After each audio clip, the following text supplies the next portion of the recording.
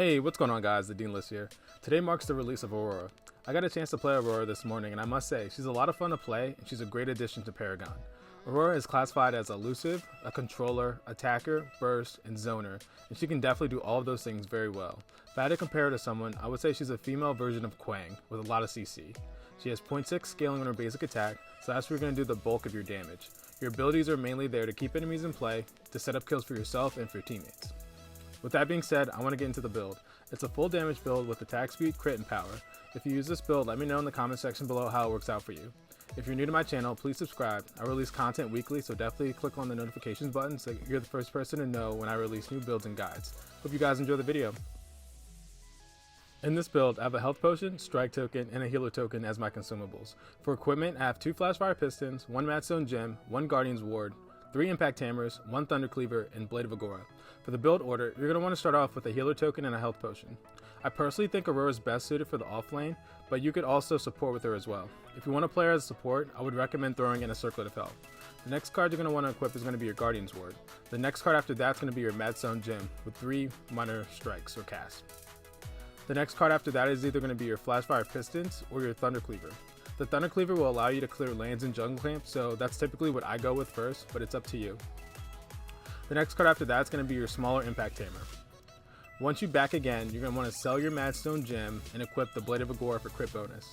The next card after that is going to be your impact hammer with a major cast and 2 major wounds. The next card after that is going to be your last flashfire piston, and then finally to complete the build you can equip your last impact hammer. Before going into gameplay, I want to briefly go over her abilities. The ability that you're going to want to max out first is going to be her Hoarfrost. It creates a ring around her that applies a root to anyone who touches the ring. This move is great for setting up kills and potential ganks and for controlling enemy movement. If used correctly, it's almost like a mini Decker containment fence. Her R1 ability, Frozen Simulacrum, allows Aurora to leap in the air and creates an ice statue of herself, which will draw aggro from enemy minions and towers.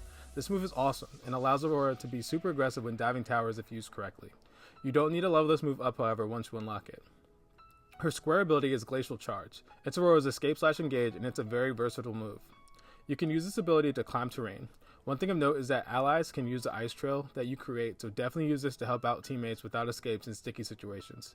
If an enemy tries to use it, you can just end the ability by pressing square again. Her final ability is her ultimate, Cryosism.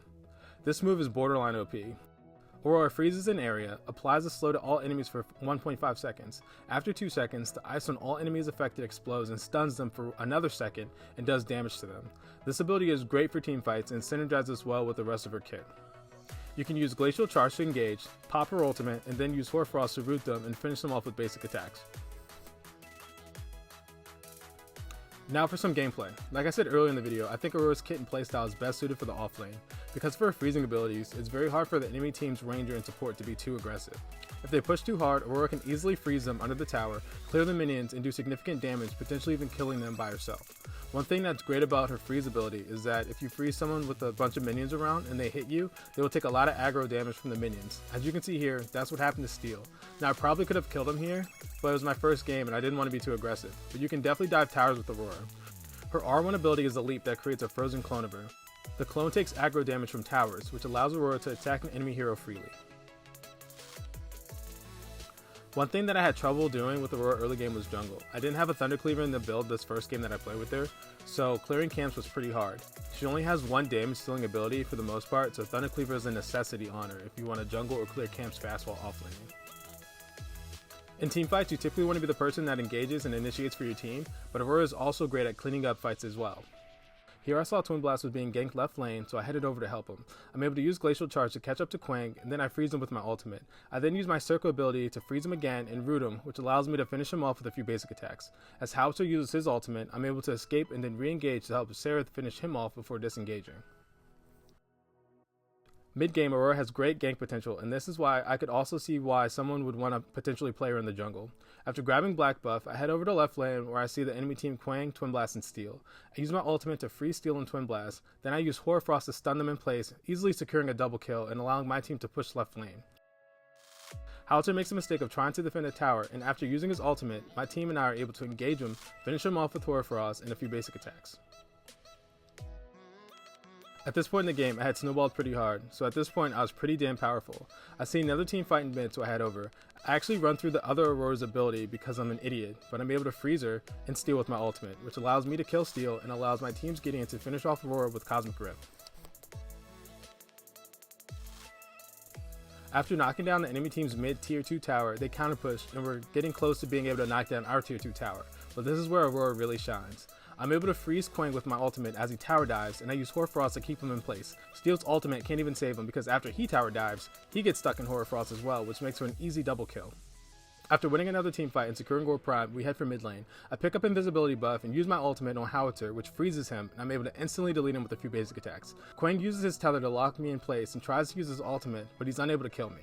I use Glacial Charge to disengage, and Gideon is able to finish him off with Cosmic Rift. Steel then ults on top of us and dashes away with Bull Rush, but Gideon's able to use his teleport to catch up to him and finish him off with his ultimate. With just Twin Blast left on the enemy team, he's powerless to stop us from destroying the core and ending the game. So as you can see, Aurora is a powerful hero. I would definitely put her in the upper echelon of rankings with Howitzer, Greystone, and Rampage. She has no weaknesses as far as I can tell. She's not overly squishy since she's classified as a fighter. She has good scaling in her basic attack. She has 2 escapes that allow her to dive towers and help out teammates, and 2 of her abilities can freeze lock enemy heroes and do decent damage. I hope you liked my video. If you did, please leave a like, comment, and subscribe to my channel. I'm almost at 300 subscribers, so I definitely want to reach that milestone. I'm aiming to have 500 subscribers by the end of the month, and I definitely need your help to do so. So click that subscribe button and that bell so you get notifications for when I release new content. If you haven't done so already, check out my Seraph building guide, as well as my updated Sparrow building guide. Once again, I hope you guys enjoyed my video, and I'll see you all soon. Peace.